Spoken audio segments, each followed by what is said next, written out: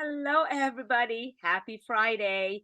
It is 2:30 p.m. Pacific time, and here I am making a quick video because I had these thoughts this whole week and I didn't get a chance to make a video in another time. So, few minutes before I close my computer and attend to my kitchen and cook and set the table and have a beautiful Friday night experience, which I hope you all do too, wherever you are.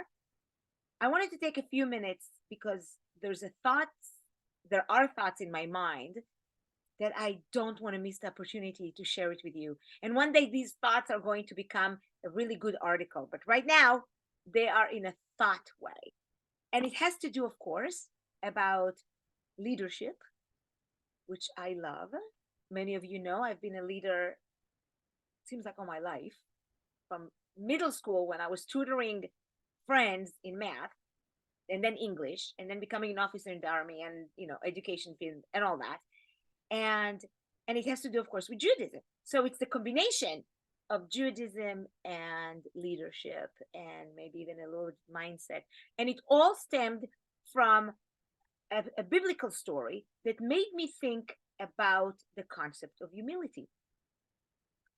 No surprise, right? We as leaders in the Bible are requested, are invited, or celebrated as humble people. And who do we know that is the most humble person ever lived? A leader? Moses, of course. It says that Moses was the most humble. I don't think there is such a the most humblest, but the humblest, the humblest leader. Okay. And yet, when I was reading in the Bible this week, I actually saw some words that resonated with me initially as kind of boasting. So I wanted to even read you a little bit of it. And you can see I have my book right here. And I put it in English, so we know it's, and it says Moses was, by the way, this is the portion where Moses is talking to all the people of Israel. It is his last speech before he dies. He knows he's not going to make it to the land of Israel. And he narrates what happened, right? And he says, when I ascended the mountain to receive the stone tablets, the tablets of the covenant, which the Lord made for you, I remained on the mountain for 40 days and 40 nights.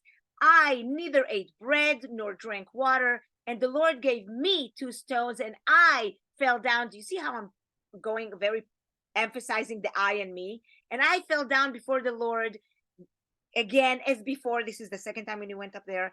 And I neither ate bread or drank water, he repeats himself. And the Lord, and says, because of all your sins you have committed, talking to the people, by doing evil in the eyes of the Lord to anger him. And then later on he says, and with Aaron, the Lord was very furious to destroy him. So I prayed also for Aaron at that time. So it made me feel like, wait a second, there's a disconnect here. Moses supposed to be the humblest person in the world has ever known, and yet it felt a little bit bragging to me. And then it made me sit still and ask a question. What is it really that Moses did?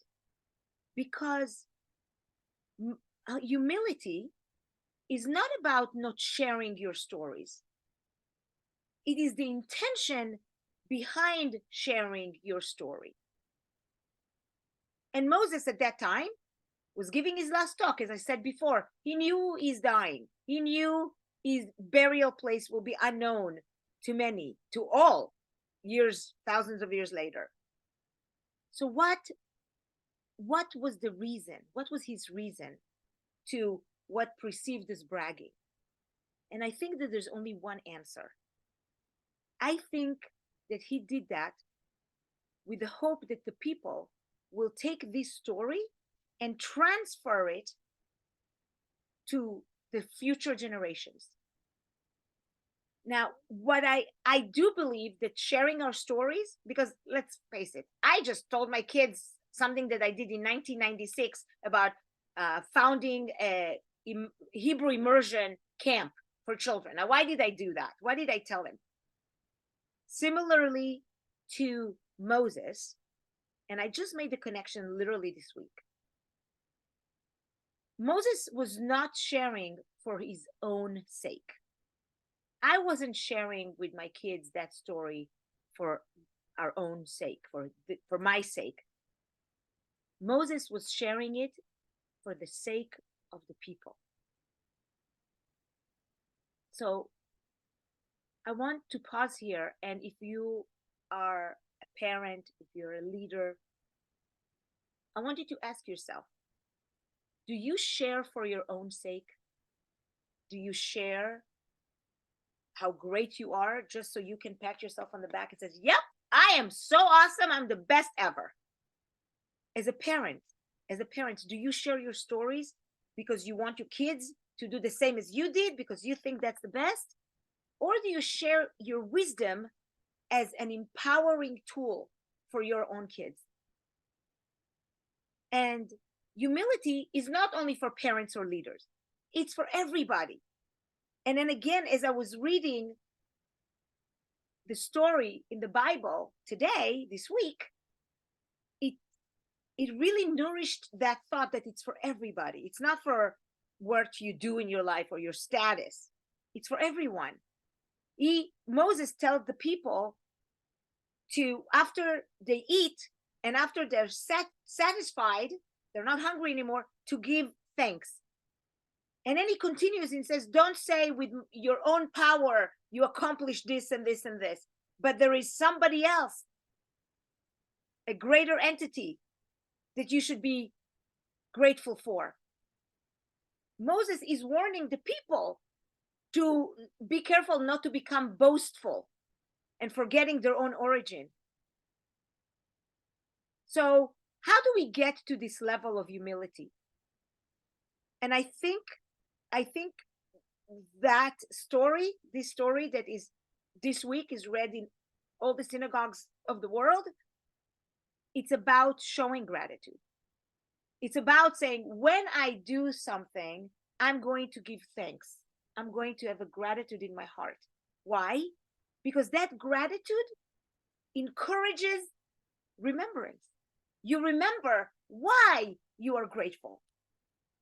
It's almost like as if you put a little bit of cold water on your own pride. It's like, oh, let's keep that in check.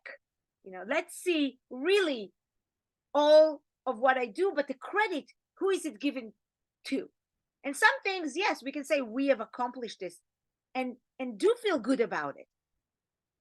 But staying in only that place strips humility and builds in arrogance.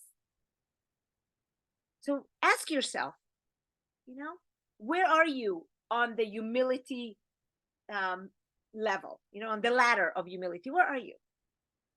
There is a quote, a Jewish quote, that says, human beings do not live on bread alone.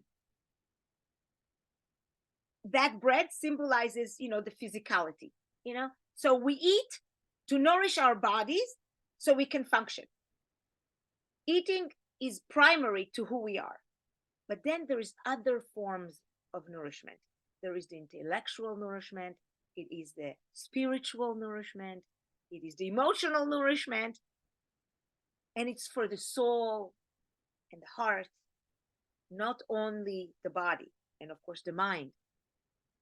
And I think this kind of a conversation that I had with my own brain, that now I'm sharing it with you, which one day will become a really great article,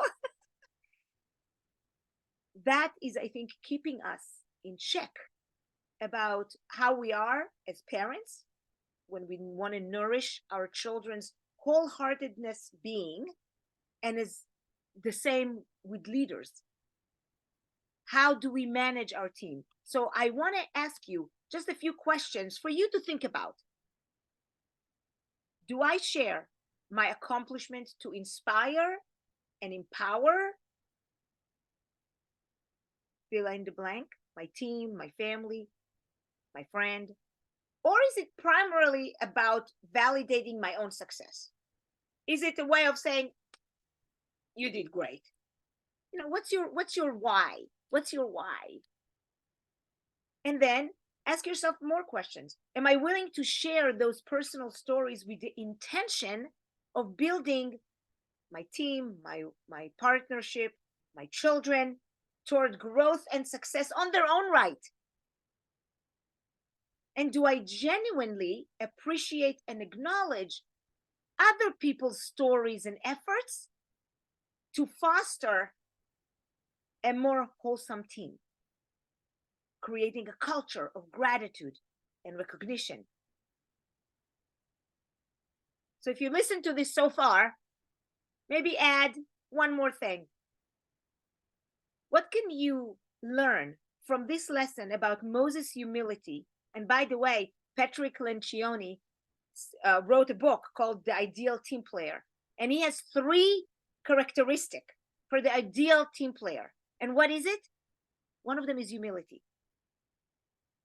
The other one is smart, and the other one is being hungry for doing things. So it's interesting that it's hungry, and here we're talking about bread is not enough for a human being, right? Look at the connection. So what can you learn from these lessons of Moses and Patrick Lencioni to create more of a positive impact on the people around you, whether they be on your team, in your home, in your life, in your community? And understand that humility is desired in leadership because it also shows you the collective efforts, and it's fostering a culture of gratitude. And eventually it brings you to new heights of success. So this is my thoughts today to each and every one of you. I hope you're going to make this weekend the best weekend ever. I know I am planning to do that. And if I see you around town, come and tell me that you've been listening to this, or send me an email, communicate. I love that. Have a blessed weekend, everybody, and make your day the best that it can be.